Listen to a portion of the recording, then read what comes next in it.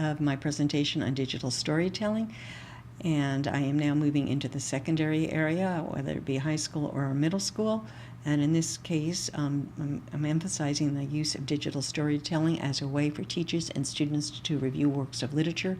In this specific example, the teacher created a digital story comparing and contrasting the two movie versions of Great Gatsby as a way to review the book after the students had read the novel, and then we're launching into looking at some scenes from both movies.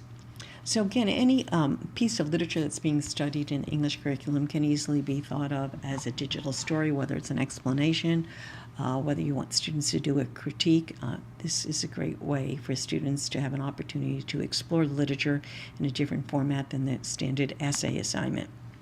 The examples I'm showing in the next few slides are from a 9th grade civics class. They're examples of public service announcements, and I actually embedded the videos inside the slide share. So when you're viewing this slide presentation in full screen view later, if you just click on the start button, you'll go right into seeing the video. So I have 4 examples from this particular class of public service announcements. The first 2 are on bullying prevention, and the students did almost all of their filming within the school. I believe they were using iMovie on their phones, and I would point out, if you look at right here on the right, you can see the student did not flip the phone over to the horizontal landscape position. So it's important to remind people doing digital stories on their phones not to keep it in the standard portrait format, but to flip the phones to the side before they start recording. Here's 2 more examples, as I said, from that class, one on identity theft and the one on plagiarism. And the one on plagiarism would be a really good one to show in any class where you want to have students review the concept of plagiarism. And I think because it was created by students, it's a very powerful way to address that theme. So if you're working with students on the middle school or high school level, whatever area of the curriculum you're teaching, this might be a really good one to show your students. And of course, identity theft is something that students starting in middle school and high school also need to start thinking about. Next examples are coming from an AP government class. It happens to be the same social studies teacher as the one that did the civics. And this was the first time he was starting to work with digital storytelling with his students. He had been taking the course Integrating Technology and Literacy with me, and he decided to show some of those examples of digital stories to his students in AP Gov. And they said to him, "Why can't we do that?" And he said, "Okay, if you want to, try it." And they went home during their spring break, and they did it on their own. And they basically took units of study from the curriculum and created digital stories. So this first example is one that some students did on the Great Depression. And I think what had happened is students were just sharing with one another that they were doing these on their spring break, so other students took it upon themselves to also create some.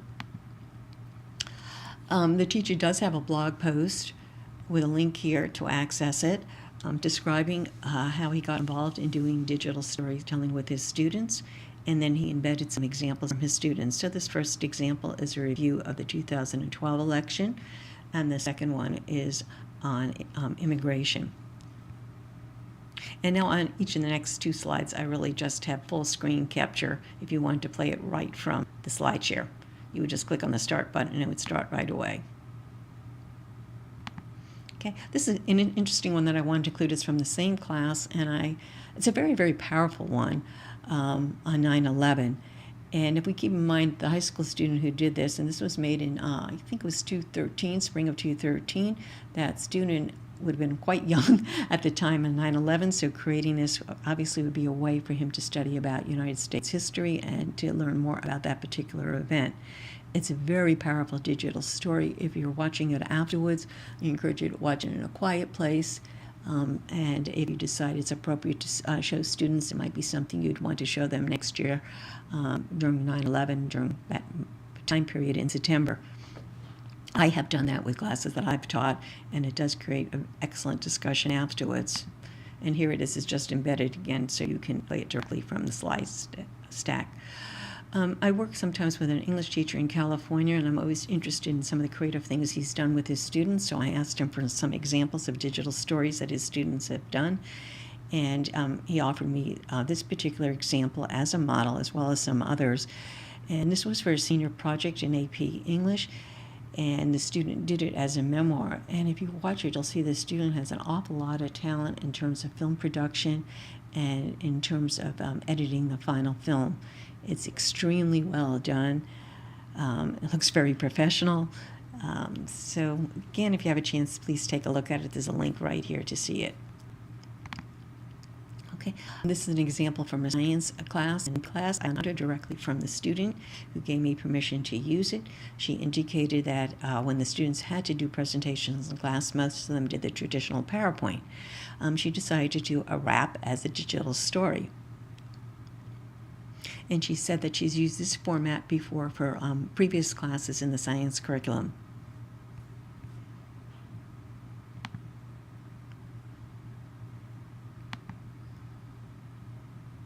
Okay, this is from undergraduate English students. However, this example is one that would work quite well. It's a memoir. I've actually skipped over to the next slide, but both of these are memoirs that were done by undergraduate students. Let me go back there. Sorry about that.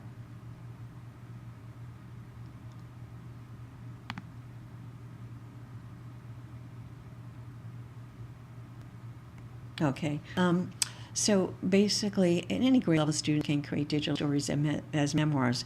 And in this particular example, Adobe Voice was used. And to find additional examples of memoirs that were done by Adobe Voice, I've included a link right here. Okay, this was done in my graduate course, Integrating Technology and Literacy. It's a particular concentration I was teaching were students that are actually teachers that teach elementary school, and they were in a reading concentration. So what we did is we took the concept of their favorite storybooks. We created a Padlet where each person put in why they like the book, why they use it in their teaching. And we used that as a way to brainstorm to create digital stories. And we were experimenting with 3 different apps to see what their differences would be. So in the first one we did we used VoiceThread, with each person having a different slide in VoiceThread and audio recording why they use the book and how they use it with their students.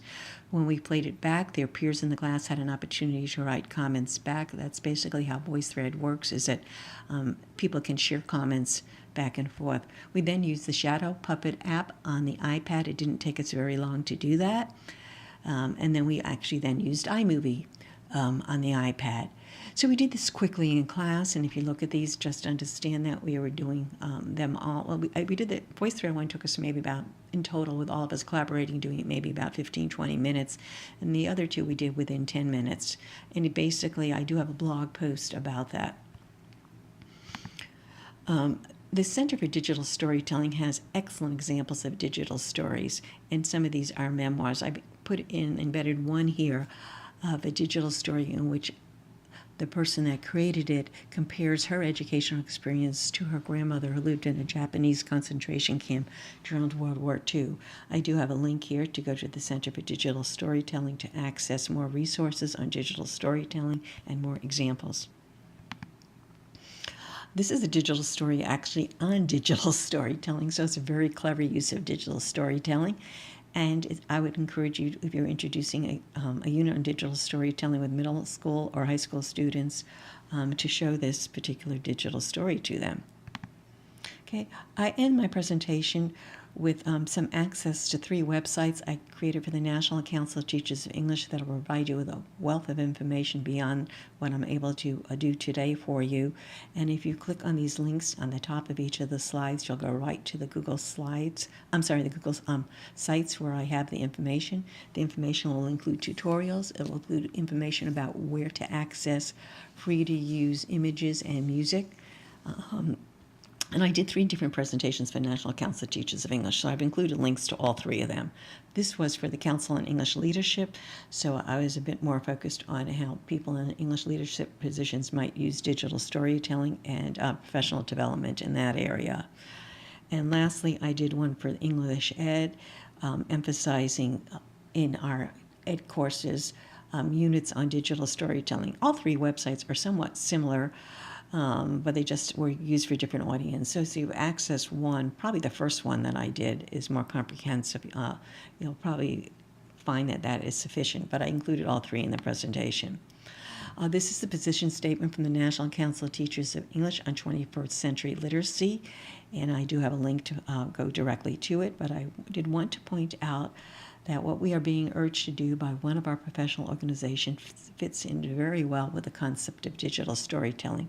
So as you look through these bullet points, you can see that digital storytelling meets all of those.